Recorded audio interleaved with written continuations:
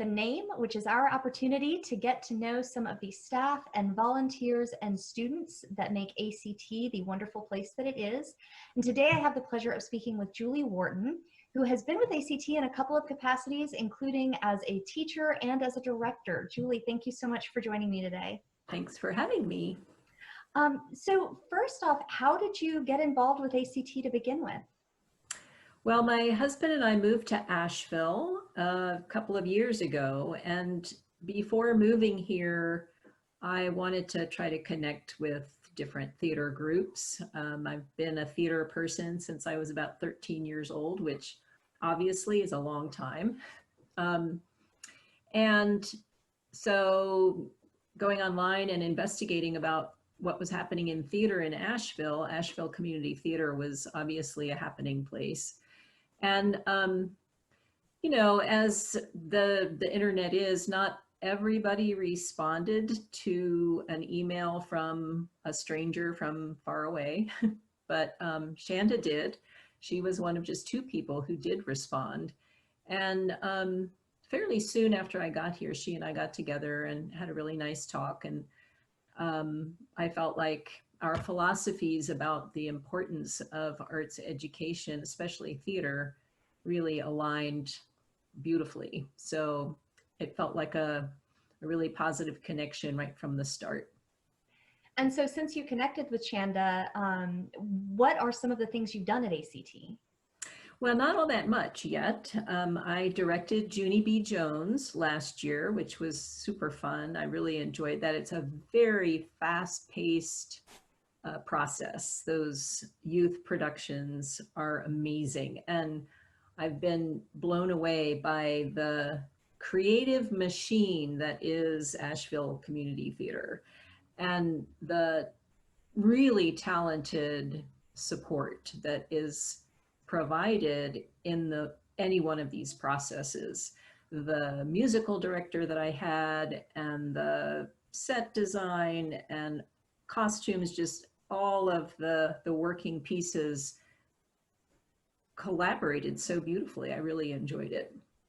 And so you are also an educator in your daily life. You are the drama teacher at Kuntz Intermediate. Yep. Tell me a little about how the arts and especially theater is important for kids.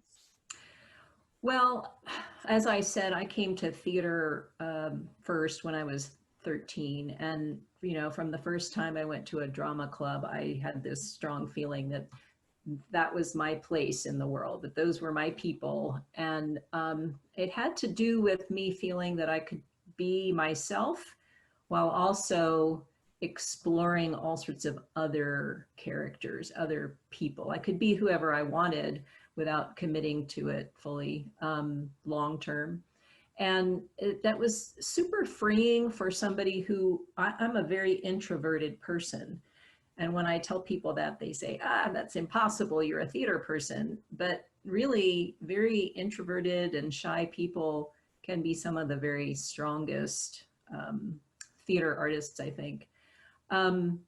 But from my experience as a student and then later as a teacher, I found that, and I've taught all over the world. I've taught in international schools in Latin America and in Africa. And this is a universal thing, that the theater experience really builds confidence in individuals and builds this sense of connection with other people. So while you're growing stronger you yourself as an individual, you're also connecting with others in such a dynamic and important way that changes who you are. And so that was part of what Shanda and I spoke about that first meeting, but also how important it is to set standards and expectations high, not impossibly high. You don't want your students to feel frustrated by the experience, but challenged. And you want to give them the sense that they can do more than they ever imagined they could do. And while placing those expectations on them, you make the process positive and supportive so that it's not just about a really good final product.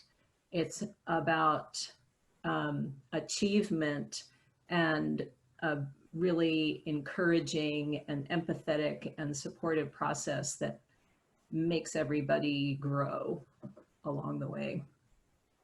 So you were directing Little Women about 3 weeks from opening when ACT had to close our doors due to social distancing for COVID-19.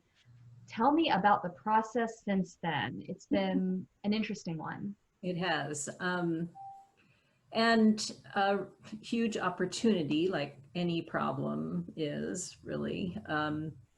Yeah, so we were really at the point where we were ready to bring on that set and give us those costumes and all those magic pieces that make a production so phenomenal in the end. And at first we thought, well, we're going to just hit pause, sort of tread water a bit and hope that we will be ready to open when the theater can open, maybe in May or early June. So we moved rehearsals online, and I approached that with some fear and trepidation at first because I so love being in the company of actors, and putting all of this technology and this distance between us, I thought was a little bit scary and off-putting at first, but it afforded this unique vision onto this play. And from the start, Little Women was a play that, obviously so many people know the story. What interested me most about Little Women was the characters themselves, how they struggle with what happens to them, how they wiggle their way through their mistakes and failures and find strength in the family and carrying on. And because that was my interest, getting to watch the actors on the screen as they did rehearsal, I got to see so intimately what was going on in their face, in their eyes, in their mouths, not just when they were speaking, but when they were listening to each other. And it really just gave me this wonderful new appreciation for the depth of the character work that the actors had done, and the possibility of the story. It's just hugely rich to see it from that perspective. But theater people improvise and they shift and adjust, and they just want to make art and make it for other people. So it's fine. It'll all be good. How does working with children in the theater, how does that differ from working with adults in the theater? And then with a show like Little Women, where you've got lots of different ages involved, how do you approach that? Well, working with children versus working with adults, I mean, first of all, children aren't born knowing theater processes. They need to learn about how to face the audience and project their voice, and they need to be encouraged to be creative within the specific problem or challenge of that moment in that play. I mean, children are so wonderfully creative automatically, but you have to help them learn to channel that creativity and bring something appropriate to what you're doing. So that's a little bit different. Adults who have creative inclinations are already fairly disciplined about that kind of thing. Sometimes with adults, you have to encourage them to be playful, because we've been taught to get back in our places, behave a certain way. One of the first things we did at the start of the Little Women process was to play some Victorian parlor games, just to have some sense of what that family might have done in their free time together, and to build some kind of authentic relationships within the style of the time. And we also did some improvisation around some of the parts of the story that aren't included in this particular script version. So that, I think, encouraged the grown-up actors to be a little more playful and adventurous in their approach to the script.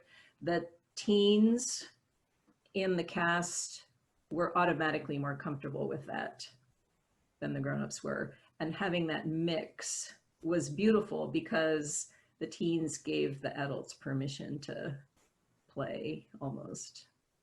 So what would you say if there's maybe a kid out there or a parent of a child out there who's really interested in theater, but they're maybe a little scared or a little timid? What would you say to them? I'd say go for it. Tell the teacher right from the start, I'm scared of this. Own that. It won't be the first time that teacher has heard it. And in fact, that teacher may feel that exact same way. I feel nervous the very first day of school, and I've been teaching for years and years. I think that we grow most when we push ourselves outside our comfort zone.